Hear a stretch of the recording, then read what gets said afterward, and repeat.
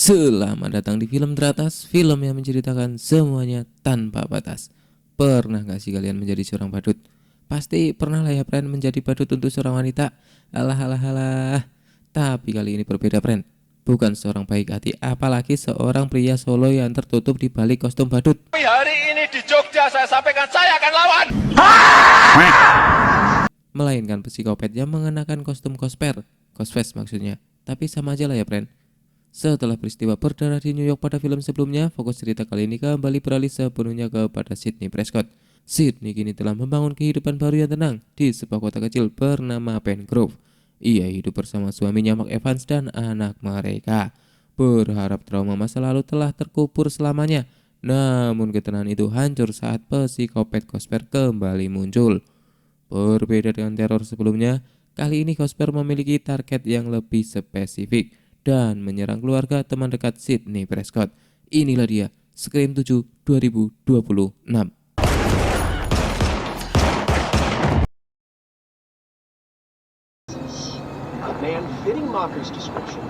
Film dimulai dengan hadirnya pasangan cocok tanam yang sedang mengunjungi tempat bekas pembunuhan psikopat yang kini menjadi tempat wisata kopet. Scott yang antusias minta untuk difotokan dengan berpose terlebih dahulu sebelum memasuki rumah psikopat Cosper. Oh my god. Di sana Scott terlihat kagum dengan detail rumah psikopat Cosper yang sesuai dengan kenyataan. Bahkan garis bekas pembantian pun ikut tergambar, menambah kesan horornya kejadian sebelumnya.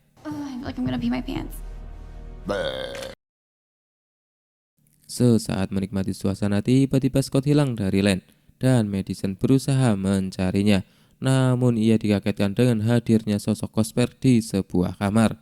Scott yang mendengar hal itu lalu ia buru-buru mencari sosok Cosper tersebut. Scott?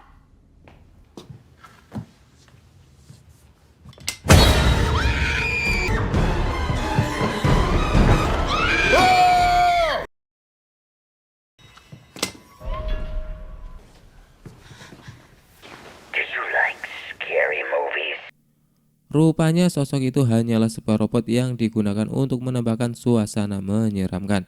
Scott yang kagum, ia kemudian mengungkapkan teorinya bahwa psikopat Cosper masih hidup karena psikopat tidak akan mudah mati begitu saja. Selanjutnya di sebuah dapur, Scott langsung mengangkat telepon yang berdering. Di sana terdengar suara yang menyeramkan, entah itu hanya sebuah rekaman atau bukan. Namun si penelpon menguji pengetahuan Scott dan Madison tentang tragedi psikopat Cosper yang pernah terjadi. Dikarenakan Scott yang maniak terhadap psikopat pun bisa dengan mudah menjawabnya. Setelah telepon usai dan menahan rasa gelisah dari tadi, Scott pun mengajak Madison untuk staycation bercocok tanam. Namun sebelum melakukan hal tersebut, Scott pergi ke WC terlebih dahulu apakah senjatanya masih berfungsi. Hello? You're going to die tonight. Madison yang ditinggal Scott ke WC yang mendapatkan telepon dari psikopat yang mengancam bahwa mereka akan meninggoy di malam itu. Dirasa itu hanyalah ancaman palsu, Madison mengatakan untuk jangan mengganggunya karena ia akan melakukan olahraga. Setelah menutup telepon, Madison mendengar suara aneh dari sebuah ruangan dan ia mencoba untuk mengeceknya. Di saat berbalik, ia dikagetkan dengan sosok Cosper dan langsung menjotosnya. It's me. Rupanya itu hanyalah keisengan dari Scott untuk menakut-nakuti Madison. Terlihat Scott tak sengaja melihat pergerakan aneh dari robot. Ia kemudian mendekatinya dan hal yang menyeramkan pun terjadi.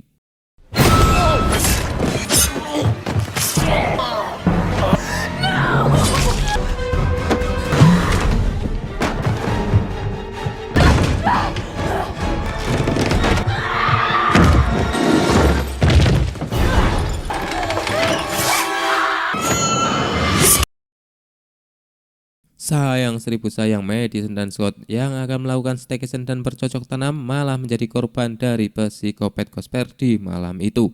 Lalu psikopat Cosper yang entah siapa berusaha membakar tempat tersebut untuk menghilangkan jejak.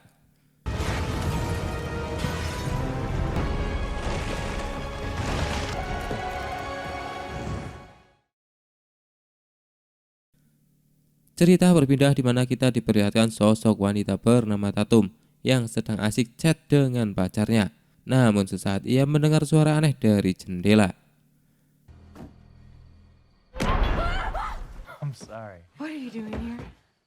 Ternyata itu adalah pacarnya yang bernama Ben mengedap-edap masuk ke kamarnya Tatum. Bermodus menceritakan masa lalu di mana ibunya Tatum pernah dikencani kekasihnya bernama Billy pada masa muda. Rupanya Tatum adalah anak dari seorang pembawa acara terkenal dalam perburuan psikopat yang bernama Sidney Prescott. Di saat mereka bermesraan, tiba-tiba ibunya datang. Tatum yang panik meminta ibunya untuk segera pergi. Tapi ibunya yang sudah khatam tentang hal seperti itu, ia menyuruh Ben untuk tidak bersembunyi dan menyuruhnya untuk pergi sebelum Satpam dan Pak RT datang menggerebek mereka. Sembari menutup jendela kamar, ibunya berpesan lain kali kalau mau mengapali lewat pintu utama daripada nanti Ben diteriaki maling cangcut.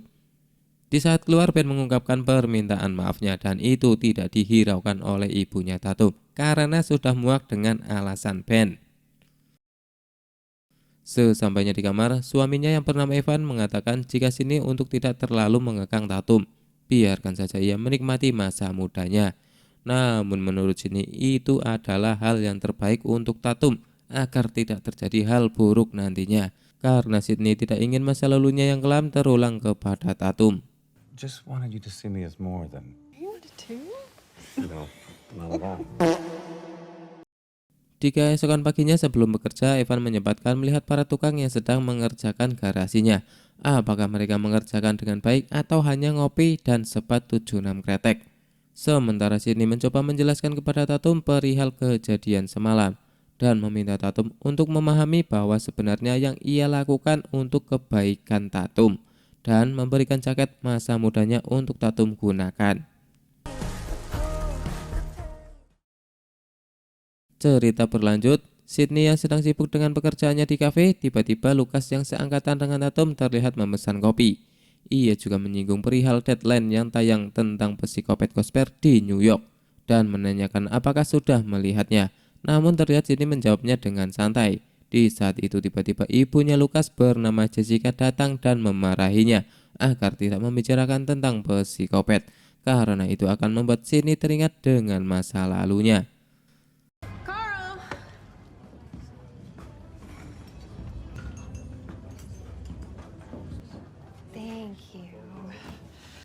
Selang beberapa saat sembari menikmati kopi, Sydney curhat kepada Jessica tentang permasalahannya dengan Tatum, di mana setelah mengusir Ben yang mengendap-endap masuk ke kamar Tatum, dan setelah kejadian itu Tatum terus mengungkit-ungkit masa lalunya Sydney saat masih berpacaran dengan Billy si psikopat. Kembali kepada Tatum yang pergi ke sekolah, sembari berjalan teman Tatum mengajak untuk menghadiri sebuah pesta yang akan ia adakan, namun harus membawa pasangan masing-masing. Di pucuk ulam pun tiba. Ben pacar Tatum tiba-tiba menghampiri dan mengajak mereka untuk berangkat bersama ke sekolah. Dengan ajakan itu Tatum pun girang kesenangan dan akhirnya mereka berangkat bersama.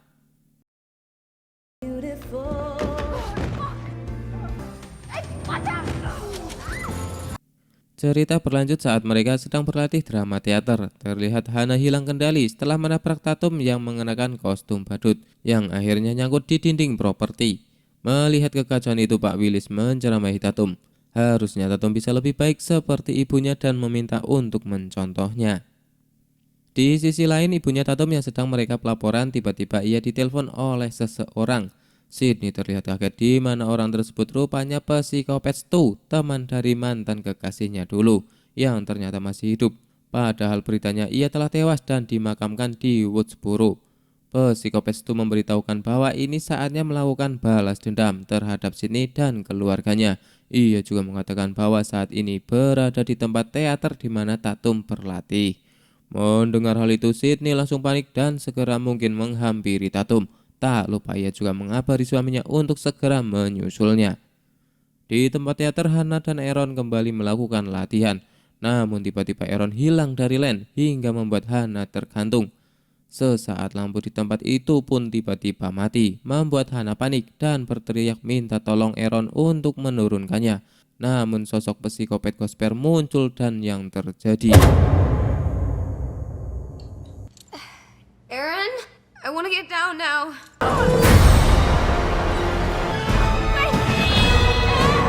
Stay away from me!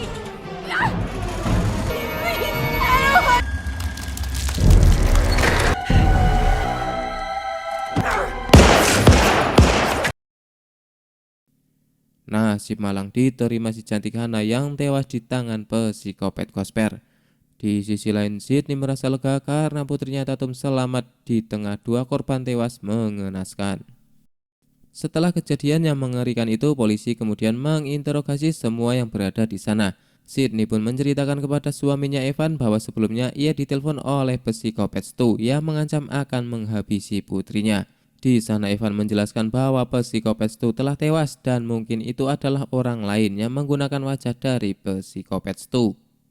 Setelah interogasi selesai, terlihat Sydney mengajak Tatum untuk pulang dan melarang Tatum untuk jangan dekat dengan orang lain karena psikopat biasanya tidak jauh dari orang yang dekat. Namun terlihat Tatum tidak terima dan mencoba berontak kepada ibunya karena pacarnya Ben bukanlah orang yang patut dicurigai. Setelah sampai di rumah dan melakukan pengecekan, Evan meminta mereka untuk segera berkemas. Namun psikopat Cosper terlihat turun dari atap yang luput dari pengecekan sebelumnya. Sydney yang berada di kamar dengan Evan dibuat panik ketika tiba-tiba lampu di sana mati. Seketika itu mereka bergegas menghampiri Tatum yang masih di kamarnya. Namun hal yang mengejutkan terjadi. It's gonna be okay. Just look at me.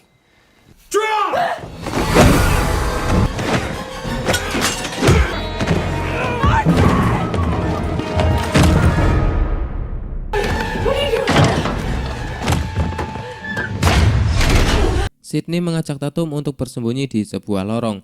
Namun psikopat yang mendengar pergerakan mereka di balik dinding membuat psikopat menusukkan pisau dan hampir saja mengenai Sydney. Psikopat mencoba menghadang Sydney dan Tatum yang akan keluar, tiba-tiba didorong oleh Evan dari belakang dan terjadilah perkelahian kembali. Melihat itu, Sydney lalu menyuruh Tatum untuk memanggil polisi.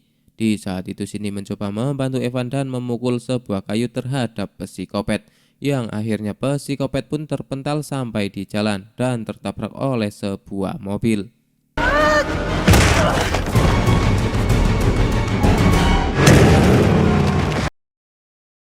Beruntung Cal Weathers datang tepat pada waktunya dan berhasil menyelamatkan keluarga Sydney. Sydney pun merasa haru dan berterima kasih kepada sahabatnya. Cal Weathers kemudian mengajak Sydney untuk membuka topeng psikopat Cosper. Sebenarnya siapakah sosok di balik topeng tersebut? Setelah dibuka ternyata semuanya tidak ada yang mengetahui siapa sebenarnya si psikopat itu.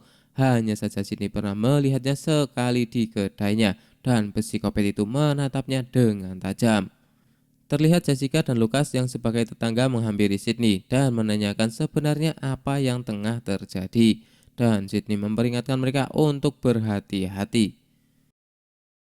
Selang di waktu interogasi, Cal Weathers berbicara dengan Sydney.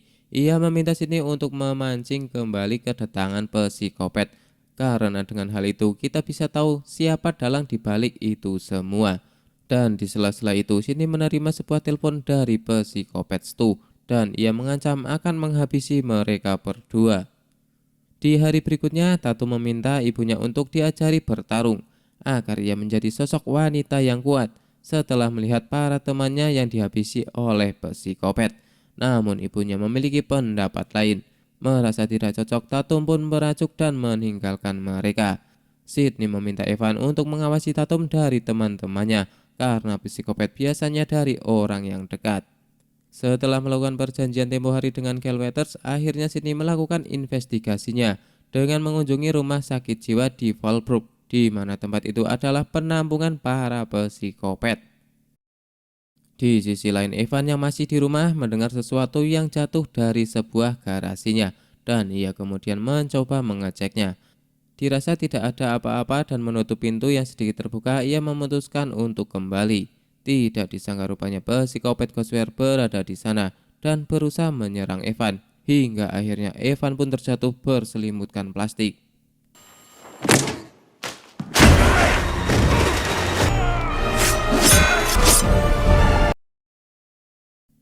Tatum yang tidak sependapat dengan ibunya, ia berinisiatif untuk mengajak anak buah Jill Weathers untuk menemui teman-temannya dan membahas tentang ancaman dari VC psikopat. Di sana pacar Tatum berpendapat bahwa VC itu dibuat dengan AI, dan setelah diperhatikan bahwa wajah dari psikopat bisa jadi seorang wanita. Di tengah perbincangan itu, Tatum mendapatkan pesan untuk melihat siaran televisi dan melihat Jill Weathers dan ibunya yang sedang memancing psikopat. Di sana Sydney mengatakan kepada si psikopat jika memiliki dendam terhadapnya maka Sydney akan melayaninya. Tetapi jangan pernah sentuh keluarga dan orang di sekitarnya kalau tidak ingin mati seperti psikopat sebelumnya. Setelah podcast berakhir, Tatum mengajak Ben untuk mengantarnya pulang. Di sisi lain, Sydney menerima telepon dan ancaman dari psikopat yang akan menghabisi Tatum dan yang lainnya. Mendengar hal itu, Sydney bergegas pulang dan Jill Weathers menyuruh rekannya untuk segera lapor polisi.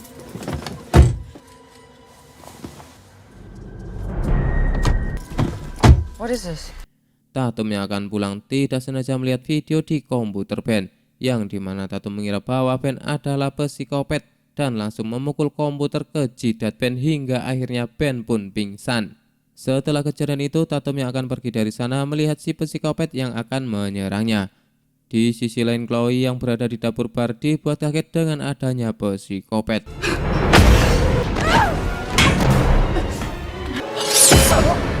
Entah bagaimana tiba-tiba Chad berada di belakang, hingga akhirnya tanpa disengaja Chloe menusuk Chad. Chloe berusaha kabur, namun ia dihampiri oleh Lucas dan Lucas yang sok menjadi pahlawan akhirnya bernasib sama dengan yang lainnya. Dengan merangkak dan bersembunyi, Chloe berusaha menghindari dari pencarian si psikopat. Namun psikopat yang tak hanya satu, ia berhasil menemukan Chloe dan menghabisinya. Melihat Lucas yang masih sekarat, psikopat menyeretnya dan menancapkan kepalanya Lucas di sebuah pembuka tutup botol bir, di mana Lucas tewas dengan cara mengenaskan.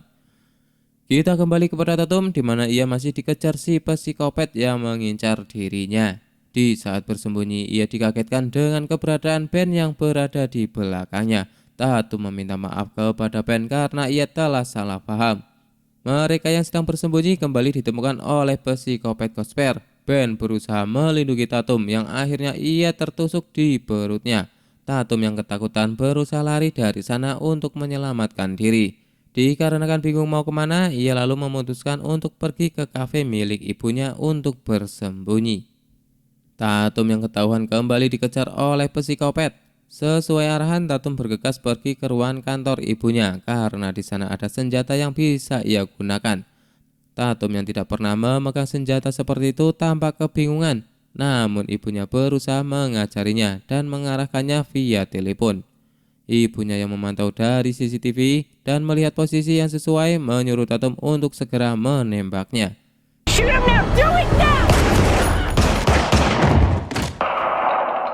Di saat Tatum akan menembak kepala si psikopat, tiba-tiba psikopat kembali terbangun dan menyerang Tatum.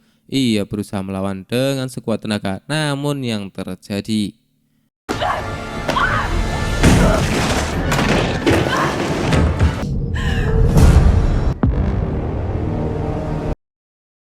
Sydney yang sampai di tempat itu menerima panggilan dari si psikopat.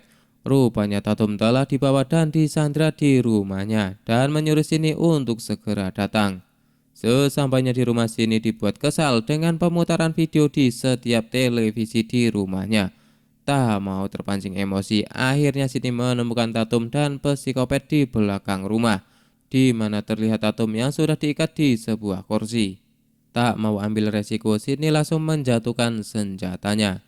Rupanya psikopat itu adalah petugas di rumah sakit jiwa yang tempo hari Sydney datangi. Dan satu lagi psikopat muncul di balik pintu. Petugas RSC yang menjadi psikopat, ia menyeret sebuah plastik. Di sana terlihat Evan yang rupanya masih hidup. Dan tidak disangka otak di balik itu semua adalah Jessica, yang tidak lain adalah tetangganya Sydney. Jessica. Hi, neighbor.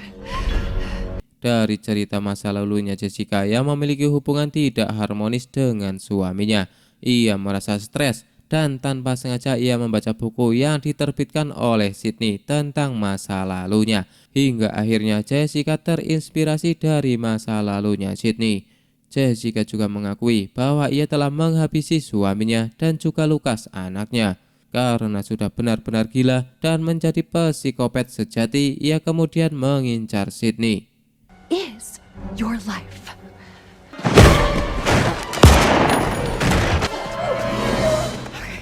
Melihat Jessica yang berhasil kabur, Sydney berusaha mengejarnya dan terjadilah pertarungan antara mereka berdua.